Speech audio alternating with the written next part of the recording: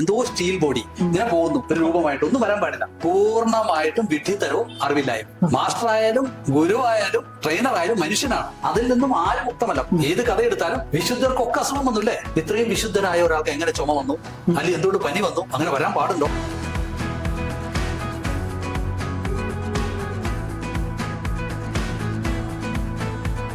Hello everyone, a very good morning to all of U.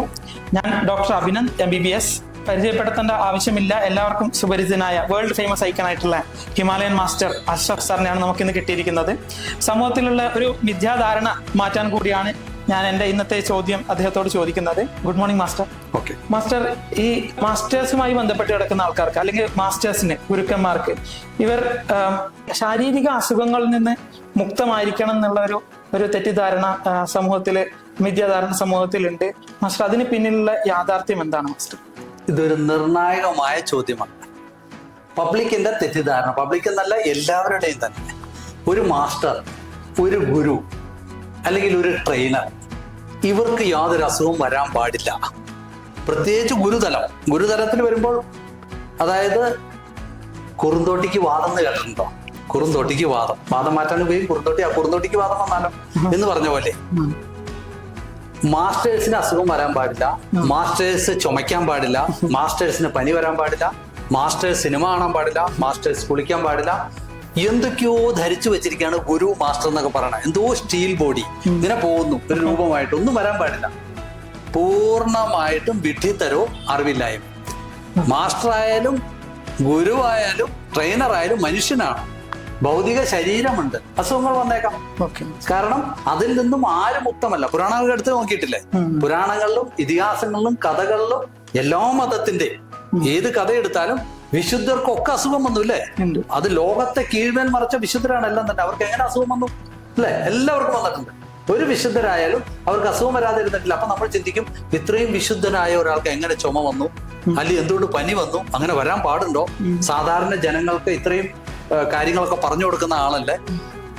അതിൽ അറിയേണ്ടത്, എന്തൊക്കെ practice ചെയ്താലും, നമ്മൾ ആരാന്ന് പറഞ്ഞാലും, ഏത് തലതൊട്ടപ്പനായാലും, എത്ര ഉന്നതിയിലിരിക്കുന്ന ആയാലും, ഭൗതിക അസുഖങ്ങൾ നാച്ചുറലാണ്. അത് പ്രപഞ്ചത്തിന്റെ ഒരു ഒഴുക്കാണ്. അപ്പൊ അതിനെ തടയിടാം കുറെയൊക്കെ. ഒരു 90% മൈൻഡ് കൊണ്ട് തടയിടാം. കാരണം നമ്മുടെ സങ്കല്പ ശക്തിയാണ് ഇതിലൊക്കെ വർക്ക് ചെയ്യുന്നത്. ഇതിന്റെ പിന്നാമ്പുറ സങ്കല്പ ശക്തി തന്നെയാണ്. രണ്ട്, ശരീരത്തിന് ആവശ്യം എന്താണ്? ഭൗതിക വ്യായാമം. വ്യായാമം 100% ആവശ്യമാണ് ശരീരത്തിന്. അത് ഒഴിച്ചിട്ടുള്ള ഒരു ജീവിതം വളരെ ബുദ്ധിമുട്ടാണ്. അത് ഏത് രീതിയിലും ആവാം. വ്യായാമം, ഒന്ന് കൃഷിയിടത്തിൽ പണിയെടുക്കാം, നമ്മുടെ അല്ലാതെയുള്ള വ്യായാമങ്ങൾ, ജിമ്മ്, ഓട്ടം, റണ്ണിങ്, നടത്തം, ഇതൊക്കെ ആവാം. അത് ജീവിതത്തിന്റെ ഒരു ഭാഗമാണ്. അപ്പൊ വ്യായാമം നിർബന്ധമാണ്. അധ്വാനം അത് ശരീരത്തിന് ആവശ്യമാണ്. വ്യായാമം ചെയ്യാതെ ഇങ്ങനെയൊക്കെയുള്ള നമ്മൾ ലെക്ചർ കൊടുത്തുകൊണ്ടിരിക്കുന്നു, പ്രഭാഷണം നടത്തിക്കൊണ്ടിരിക്കുന്നു എന്ന് പറഞ്ഞ് അസുഖം മാറിയേക്കില്ല. അസുഖം വരാനുള്ളത് വരെയും ചെയ്യും. അപ്പൊ അങ്ങനെയുള്ള കാര്യങ്ങളുണ്ട്.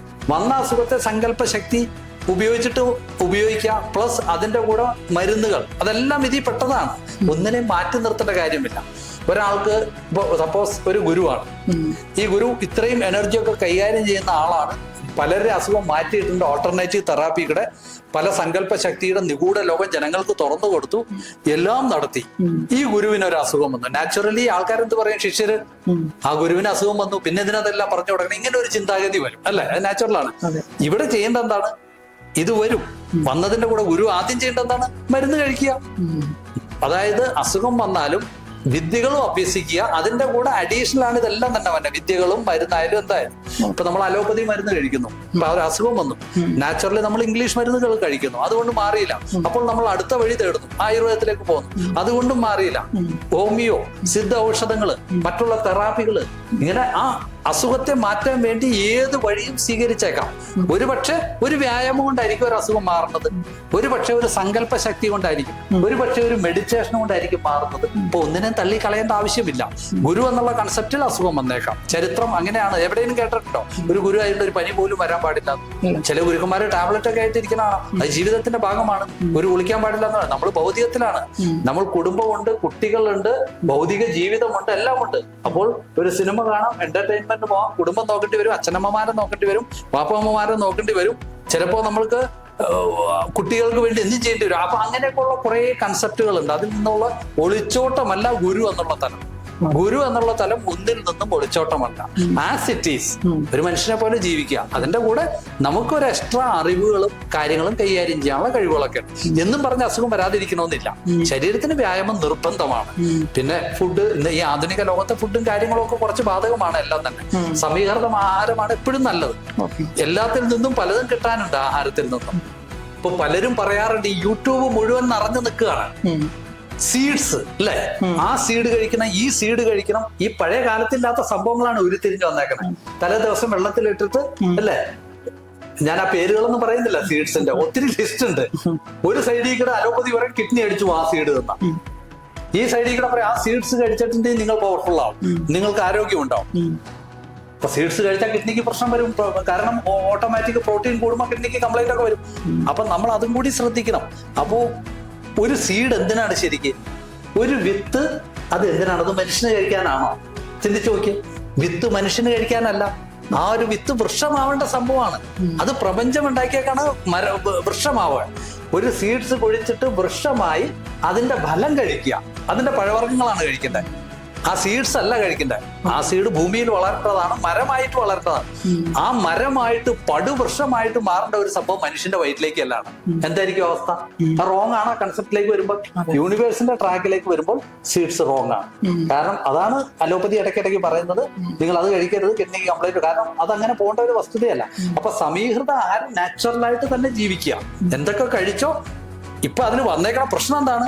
ഇപ്പൊ ആർട്ടിഫിഷ്യലായിട്ട് അതിലേക്ക് എസൻസുകളൊക്കെ കലർത്തി, മറ്റുള്ള സംഭവങ്ങളൊക്കെ കലർത്തി, എണ്ണയുടെ അതിപ്രസരവും കാര്യങ്ങളൊക്കെ വന്നതാണത് കുഴപ്പങ്ങളായി മാറിയേക്കണം. ഇപ്പൊ നോർമൽ ആഹാരങ്ങൾ എല്ലാത്തിൽ നിന്നും പലതും ശരീരത്തിന് കിട്ടാനുണ്ട്, അനാട്ടമിയിലുണ്ടല്ലോ.